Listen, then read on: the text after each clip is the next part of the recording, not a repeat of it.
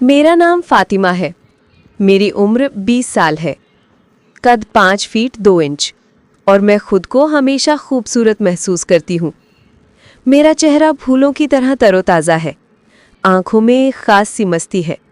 गाल भरे भरे और होठ रसीले जैसे घोल दिया हो। ये सब कुछ हमेशा मेरे इर्द गिर्द लोगों की तवज्जो का मरकज़ रहा। लेकिन इस वक्त की बात ही कुछ और थी, जब मैं 16 साल की थी और मैट्रिक के इम्तिहान सर पर थे। इस उम्र में हर चीज़ एक अलग ही शिद्दत से महसूस होती है।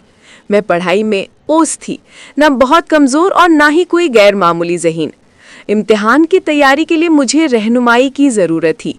मेरी खाला का बेटा तलहा, जो मैट्रिक कर चुका था, हमारे घर के करीब ही रहता था। मैंने अम्मा से कहा, अम्मा तलहा से कह दें कि वो मुझे पढ़ा दिया करें, इस तरह मुझे दूर कहीं जाना भी नहीं पड़ेगा और वक्त भी बचेगा।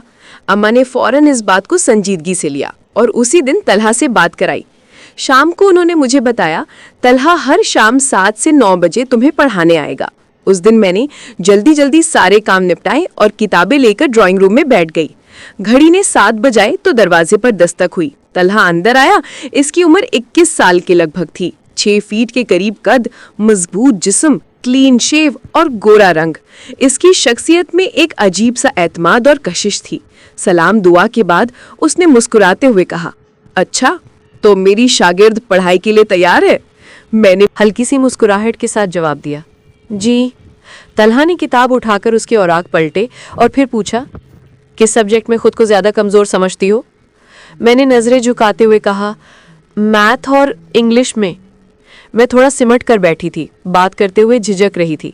तलहा ने किताब मेज़ पर रखते हुए मेरी तरफ देखा और नर्म लहजे में कहा, अगर इसी तरह घबराओगी तो जो कुछ पढ़ाऊंगा वो याद नहीं रहेगा। डरने या झिझकने की ज़रूरत नहीं, हम दोस्ताना माहौल में पढ़ेंगे। जो सीखोगी वो याद भी रहेगा। मैंने खुद को संभालते हुए कहा, जी बेहतर। इस दिन पढ़ाई तो खास ना हुई, लेकिन तलहा ने अपनी बातों और हंसी मजाक से मेरी झिझक दूर कर दी। मैं भी अब काफ़ी पुरएतमाद महसूस कर रही थी और उसके चुटकुलों का जवाब भी भरपूर अंदाज में दे रही थी। मेरा चंचलपन जाग उठा था। तलहा ने थोड़ी सी मैथ की मशक करवाई और कहा कि कल से इंग्लिश शुरू करेंगे।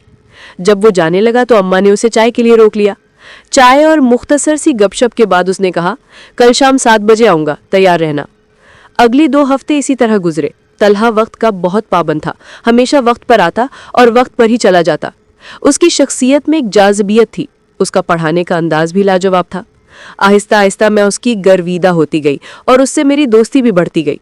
उसके साथ गुजरने वाले लम्हात मेरे लिए ख़ास और यादगार बन गए थे। उस दिन तलहा मुझे मैथ की मशक करवा रहे थे कि अम्मा चाय ले आई। उन्होंने चाय मेज़ पर रखते हुए कहा, चाय पहले पी लेना, और वापस किचन में चली गई। मशक ख़त्म हुई तो मैंने चाय की प्याली उठाकर तलहा को देना चाही, लेकिन जाने क्यों मेरा हाथ कांप गया और पूरी चाय तलहा के ऊपर गिर गई। इनकी पतलून और शर्ट भीग गई।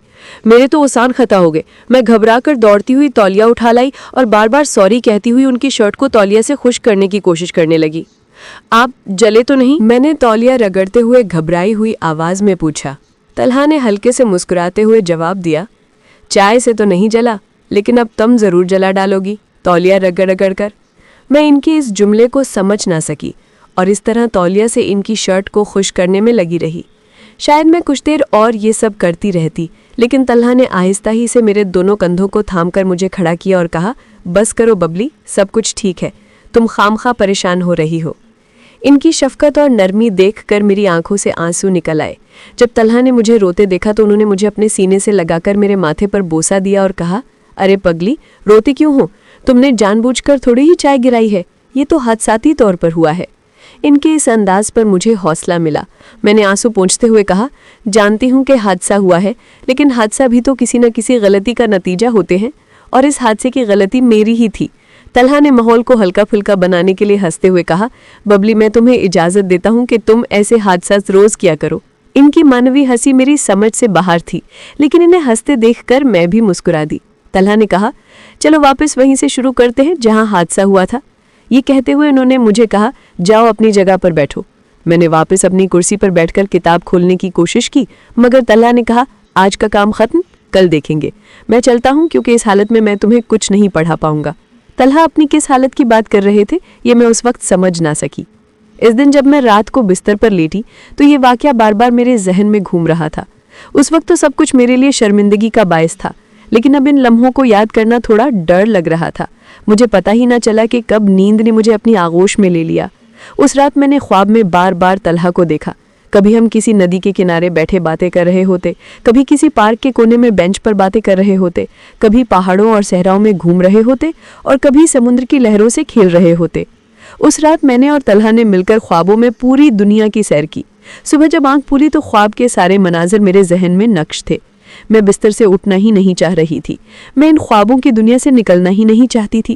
مجھے علم ہی نہیں کہ ایسا کیوں تھا، پر جو بھی تھا بہت پرلطف تھا۔ دوسری شام جب طلحہ ہمارے گھر پہنچے، میں ابھی نہا کر نکلی تھی۔ میرے بال ابھی گیلے تھے اور ان سے پانی گرتا ہوا محسوس ہو رہا تھا۔ طلحہ تب تک اندر آ گیا تھا۔ میں تو طلحہ کو اپنے خوابوں میں پہلے ہی بسا چکی تھی، لیکن اس شام مجھے لگا جیسے طلحہ کے دل میں بھی اب کچھ خاص چل رہا ہے۔ دوران اسٹڈی میرے دل میں عجیب عجیب خیالات جنم لے رہے تھے۔ میں نہیں جانتی تھی کہ محبت کیا ہوتی ہے، مگر اتنا ضرور تھا کہ طلحہ کی موجودگی مجھے مدوش کر رہی تھی۔ یہ احساسات میرے لیے بالکل نئے تھے۔ ایک انوکھا سا سرور تھا جو میں نے پہلے کبھی محسوس نہیں کیا تھا۔ جب طلحہ مجھے میتھ کے ایک سوال کی مشق کروا رہے تھے تو ہم اکٹھے بیٹھے ہوئے تھے۔ یہ سب کچھ اتفاقاً ہوا، میرا کوئی ارادہ نہ تھا۔ 9 بجے جب طلحہ جانے کے لیے اٹھے تو میں کتابیں سمیٹنے لگی۔ طلحہ بولے، ببلی تم آج بہت خوبصورت لگ رہی تھی۔ میں نے چونک کر ان کی طرف دیکھا، لیکن اس لمحے تک وہ مجھ سے دور جا چکے تھے۔ ان کی یہ الفاظ ساری رات میرے کانوں میں گونجتے رہے۔ شاید واقعی خواتین کے بارے میں کہا جاتا ہے کہ وہ اپنی تعریف سن کر خوش ہو جاتی ہیں۔ میں بھی ساری رات اسی خیال میں رہی اور خود کو بہت خاص محسوس کرتی رہی۔ اگلے دن بھی طلحہ وقت پر آ گئے۔ ابھی ہماری اسٹڈی شروع ہوئی تھی کہ اچانک بجلی چلی گئی۔ میں اٹھی کہ موم بتی جلا لاؤں، مگر طلحہ نے میرا ہاتھ پکڑ لیا اور بولے بیٹھ جاؤ، ہم نے کون سا موتیوں کی مالا پرونی ہے، ایسے ہی بیٹھ کر پڑھو، تھوڑی دیر میں بجلی آ جائے گی۔ میں بھی وہیں بیٹھ گئی اور ہم ادھر ادھر کی باتیں کرنے لگے۔ طلحہ نے میرا ہاتھ اپنے ہاتھ میں پکڑے رکھا۔ مجھے یہ سب عجیب لگ رہا تھا۔ ایک طرف ان کی محبت کا جادو سر چڑھ کر بول رہا تھا، دوسری طرف ایک انجان سی جھجک اور خوف تھا جو مجھے روک رہا تھا۔ کمرے میں اندھیرا تھا، ہم ایک دوسرے کے چہروں کے تاثرات نہیں دیکھ سکے تھے۔ حقیقت یہ ہے کہ طلحہ نے ہاتھ میرا پکڑا تھا اور مجھے ڈر نہیں لگ رہا تھا، لیکن اگر ان کی جگہ کوئی اور ہوتا تو شاید میں فوراً اپنا ہاتھ چھڑا لیتی۔ طلحہ کے لیے مگر میں پہلے ہی سب کچھ ہار چکی تھی۔ پھر بھی دل میں ایک عجیب سی بے چینی تھی۔ اس بے چینی میں میں نے طلحہ کا ہاتھ چھوڑا اور ٹوائلٹ جانے کا بہانہ بنایا۔ جیسے ہی میں اٹھ کر چلنے لگی، اچانک میرے قدم ڈگمگا گئے۔ اس لمحے طلحہ نے فوراً ہاتھ بڑھا کر مجھے سنبھال لیا اور میں گرنے سے بچ گئی۔ میں بہت نروس ہو گئی تھی، اس لیے جلدی سے ٹوائلٹ کی طرف بھاگ گئی۔ وہاں جا کر میں نے ٹھنڈے پانی سے منہ پر چھینٹے مارے تاکہ دل کی دھڑکن کچھ نارمل ہو سکے۔ ابھی میں ٹوائلٹ میں ہی تھی کہ بجلی واپس آ گئی۔ جب میں ڈرائنگ روم میں آئی تو طلحہ وہاں نہیں تھے۔ مجھے ایک پل کے لیے پریشانی ہوئی کہ وہ بغیر بتائے کیسے چلے گئے۔ اسی وقت اماں ڈرائنگ روم میں آئیں اور بتایا، طلحہ کہہ رہا تھا کہ اس کے سر میں درد ہو رہا ہے اور بجلی بھی نہیں ہے، اس لیے وہ گھر جا رہا ہے۔ میں نے خاموشی سے کتابیں سمیٹی اور اپنے کمرے میں آ گئی۔ میری سوچوں کا محور بس طلحہ ہی تھے۔ انہی خیالات میں کھوئی رہی اور صبح تک طلحہ کی یاد میں مشغول رہی۔ شام ہونے سے پہلے ہی میں بے چینی سے وقت کے گزرنے کا انتظار کرنے لگی۔ دل میں ایک انجانی سی تڑپ کی، بس یہ جاننا چاہتی تھی کہ آج طلحہ کیسے برتاؤ کریں گے، لیکن وقت مقررہ پر بھی وہ نہیں آئے۔ میں ہر لمحہ دروازے کی طرف دیکھتی رہی، لیکن میرا انتظار ہی رہا۔ جب 8 بج گئے اور طلحہ نہ آئے تو میں نے اماں سے کہا، خیر ہو طلحہ آج کیوں نہیں آیا؟ اماں نے بے فکری سے جواب دیا، کوئی اور کام پڑ گیا ہوگا اس لیے نہیں آ سکا ہوگا۔ میں نے ہلکی سی فکر مندی سے کہا، اماں کل جب وہ گئے تھے تو ان کی طبیعت ٹھیک نہیں تھی، کیا پتا ابھی تک ٹھیک نہ ہوئی ہو، آپ خالہ کو فون کر کے ان کا حال تو پوچھیں۔ اماں کو بھی جیسے کچھ یاد آیا، فوراً خالہ کو فون ملایا۔ خالہ نے بتایا کہ طلحہ تو کل سے سخت بخار میں تپ رہا ہے۔ یہ سن کر میرے دل میں عجیب سی بے قراری دوڑ گئی۔ دل چاہا کہ ابھی جا کر اس کا بخار اپنی جان پر لے لوں، لیکن میں بے بس تھی۔ صبح میں اماں کے ساتھ خالہ کے گھر گئی، وہاں جا کر دیکھا تو واقعی طلحہ بخار میں تپتے ہوئے بستر پر لیٹے تھے۔ رسمی بات چیت کے بعد میں وہیں بیٹھ گئی۔ خالہ اور اماں اپنی باتوں میں مگن ہو گئیں۔ طلحہ نے ایک بار میری طرف دیکھا، پھر آنکھیں موند لیں۔ ان سب کی موجودگی میں ہم کچھ بات بھی نہیں کر سکتے تھے، اس لیے خاموشی چھا گئی۔